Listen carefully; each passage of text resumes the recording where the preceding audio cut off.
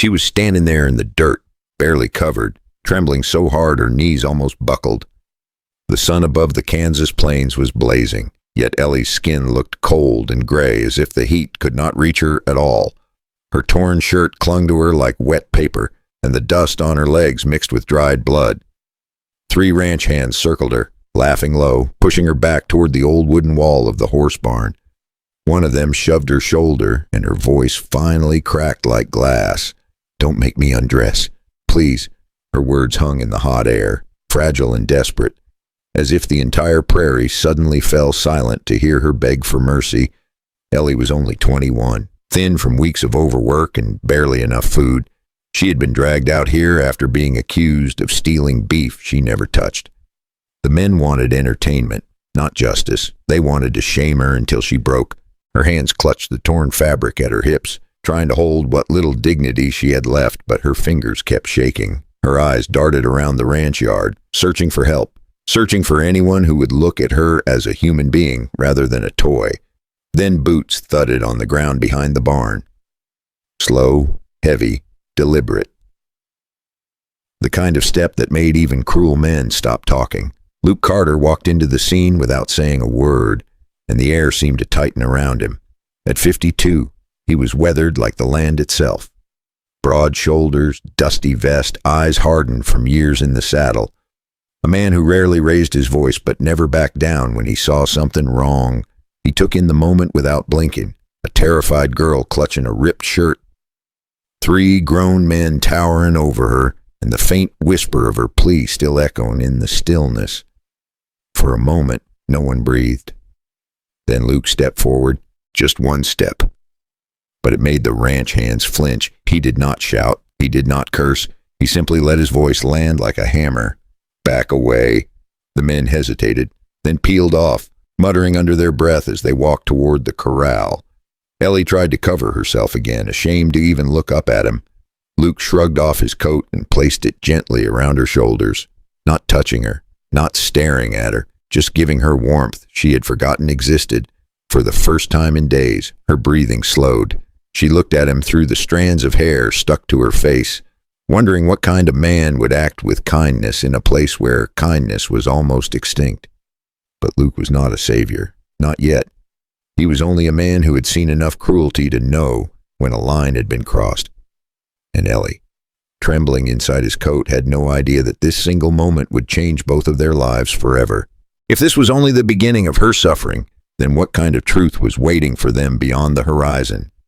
Ellie could still feel the weight of Luke's coat on her shoulders as he guided her across the yard. Not touching, just walking close enough so she did not feel alone. The heat of the late Kansas afternoon pressed down, yet somehow she felt warmer inside that coat than she had felt in years. He pushed open the door of a small storage room behind his house. It was simple, dusty, with a narrow bed and a wooden chair, but to Ellie it felt like shelter. She stepped inside slowly, her bare feet leaving faint marks on the wooden floor. Luke set a bucket of warm water near the bed, then placed a folded cotton dress beside it. The dress was old but clean. Ellie touched the fabric with trembling fingertips as though it might vanish if she held it too tightly. She stood there, still wrapped in the coat, too afraid to take it off, even in safety. Her voice was barely a whisper. "I did not steal anything." Luke looked at her with that steady gaze of his. "I know." He said it so simply, so casually, as if the truth needed no decoration. For a girl who had spent years being doubted, blamed, and traded like a coin, hearing someone say "I know" felt like water after a long drought. He pulled out a chair and sat with a tired sigh. His hands were scarred from years of ranch work, yet his voice was softer than she expected. Luke pointed toward the bucket. "Wash up when you're ready. You can lock the door from the inside. No one will bother you here." That last sentence hit her harder than anything. No one will bother you. She almost did not believe it. The world she came from never allowed a girl to feel safe. But here, in this quiet room, with the low breeze from the window carrying the smell of river grass, she felt something she had not felt since childhood. Hope. It was small, fragile, almost too light to hold, but it was there. That evening, Luke left a plate of cornbread outside her door. He did not knock. He just set it down and walked away. Ellie opened the door a crack and saw the plate sitting lonely on the step, with the warm glow of the sunset behind it. The first night, she only stared at the food and barely ate a bite. Afraid kindness always came with a price. The second night, she opened the door just enough to whisper a soft thank you, her voice so small it nearly disappeared in the breeze. By the third morning, she dared to sit at the table with Luke, still quiet, still guarded, but willing to stay for breakfast. That small courage was the first real step toward trusting again. But hope has a way of stirring old fear. That night, Ellie woke up gasping, the echo of rough hands and mocking laughter still clinging to her mind. She sat upright, shaking so hard the blanket slipped from her shoulders. Through the thin door, she could see a faint glow. Luke was sitting on the porch, smoking quietly, keeping watch without saying a word. For the first time in a long time, she did not feel alone in the dark. If Luke was kind, then what was the real cost of staying here? If someone finally treated her like a human being, what would happen when her past caught up with her again? Ellie woke up early the next morning, long before the sun started stretching across the Kansas sky. She sat on the small bed, holding the cotton dress Luke had given her, and wondering if a simple piece of clothing could really mark a new beginning. The ranch was quiet, peaceful in a way her past had never been. But peace does not erase memories. Sometimes it brings them closer. When she stepped outside, Luke was already by the corral, fixing a loose board. He looked up and gave her a small nod, the kind of nod older men give when they see someone trying their best to hold it together. Ellie walked closer, the morning breeze lifting her hair. Her voice shook a little as she spoke. "Luke, I need to tell you something." He leaned on the fence, arms crossed and waiting without one bit of judgment in his eyes. That was all she needed. The words poured out like water breaking through a dam. She told him about her father losing everything, about being traded to a saloon owner in Dodge City, about the nights she scrubbed floors until her fingers bled, and about Brock Hensley, the man who claimed to own her debt, a man who treated her life like a receipt he could hand off to anyone. Luke listened in a way most folks never do. Silent, steady, present. When she finished, she could barely breathe, as if saying it out loud made the past real again. Luke pushed his hat back and let out a long sigh. "That man has hurt more than just you." Ellie blinked, surprised. Luke continued. "He's been running his own little empire of fear out here, and I have turned a blind eye for too long." Luke looked down at his hands for a moment, his voice rough with something deeper. "Brock once saved my boy during the flash flood last spring. I owed him, or at least I thought I did. But debt does not mean letting a man hurt whoever he wants." That was the first time Ellie realized Luke carried his own guilt, not for what he did, but for what he failed to stop. There was a heaviness in his shoulders when he said it, as if the whole prairie had settled on top of him. Then Luke straightened up, as if making a decision right there in the morning light. "We are riding into Dodge City. We will talk to the sheriff. You will not hide anymore." Ellie's heart slammed in her chest. The idea of facing her past terrified her, but the thought of running from it forever felt even worse. She nodded slowly, and Luke gave her that same quiet nod he had given earlier. Luke glanced toward the road and lowered his voice a little, as if measuring every word. "Sheriff Jacobs said he might keep an eye on Brock tonight, just in case that man decides to do something stupid, only this time it meant something bigger. It meant he believed her. It meant he was willing to stand with her."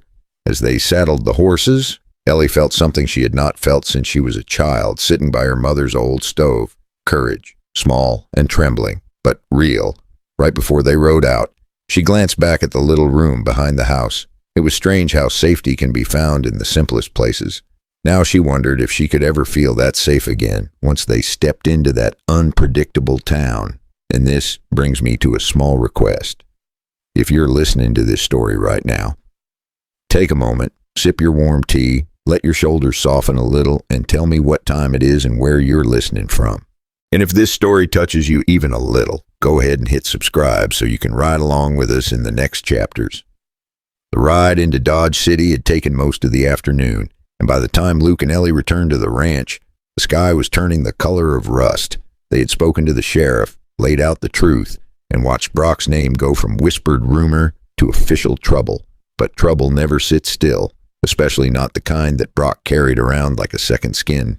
The ranch grew quiet as evening settled in. Ellie was sitting on the porch steps, rubbing her hands together, feeling the weight of what she had shared that morning. Luke stood near the corral, checking the latch on the gate for the third time. Ellie noticed him glancing toward the dark line of trees that marked the far end of the property. She stepped closer. "Are you expecting something?" Luke did not answer right away. He just chewed on the inside of his cheek, thinking, Brock is not the type to let things go. Men like him see truth as a threat, and threats make them stupid. Ellie felt a cold knot forming deep inside her stomach. The sheriff had promised to look into the matter, but Dodge City law was thin and stretched across too many miles. Men like Brock always found the cracks to slip through. Night fell fast, the way it often does on the prairie. The wind carried the smell of dry grass and the faint sound of an owl calling somewhere beyond the barn. Ellie was about to go inside when she spotted something in the distance, a faint glimmer, a flicker, like the reflection of moonlight on metal. Luke saw it at the same time. He stepped in front of Ellie, his body tense, his voice low. "Get inside. Now." But Ellie could not move. Her legs froze. Her breath caught halfway in her chest. Out of the shadows came the sound of horses, slow at first, then clearer. Ellie recognized the rhythm of those hooves all too well. Brock and his men. Luke grabbed his rifle from the porch rail. He did not shout or panic. He just stood tall, facing the men who had thought they could own fear. The lantern by the barn door cast long shadows across the dirt, stretching Luke's silhouette until he looked like part of the land itself. Brock rode in with a crooked grin, the kind a man wears when he thinks the night already belongs to him. He dismounted with a thud and pointed toward Ellie. "I came to get what is mine." Ellie stepped back, her breath shaken, but Luke did not move an inch by him. His voice was calm, steady, the voice of a man who has decided to end something once and for all. "You picked the wrong night to come here." And right when Brock's hand was about to grab her arm, a lantern swung open from the darkness behind the barn. But what exactly showed up in that moment, and how it changed everything, is a truth you will want to hear in the next part. The night seemed to hold its breath as Brock stepped closer, expecting fear to take over everyone in sight. But fear's a strange thing. Sometimes it breaks you. Sometimes it wakes you up. And for Ellie, in that exact second, something inside her finally woke. Sheriff Jacob stepped out, his boots crunching on the dry dirt, his badge catching the dim glow of the flame. He had followed Luke home, worried Brock might come looking for trouble, and he was right. Brock froze.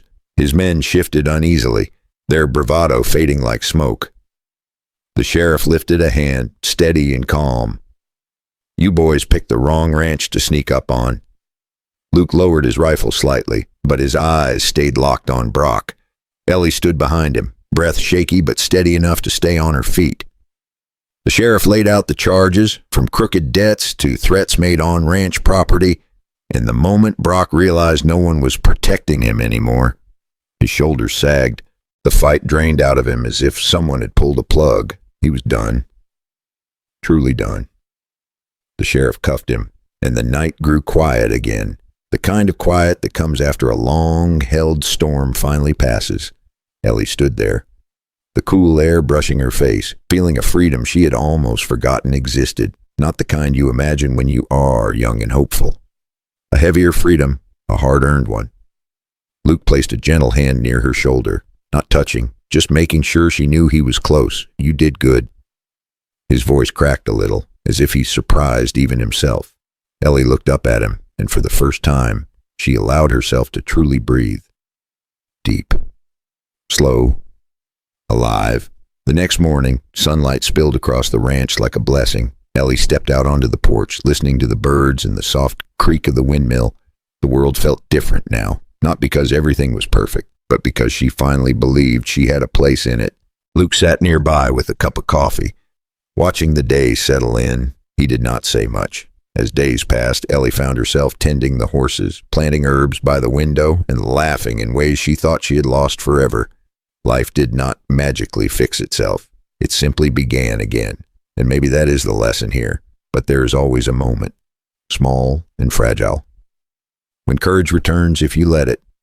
Today, was there a moment in this story that touched your heart? And in your own life, are you standing still or are you standing back up again? If this story brought you even a little warmth, please tap the like button.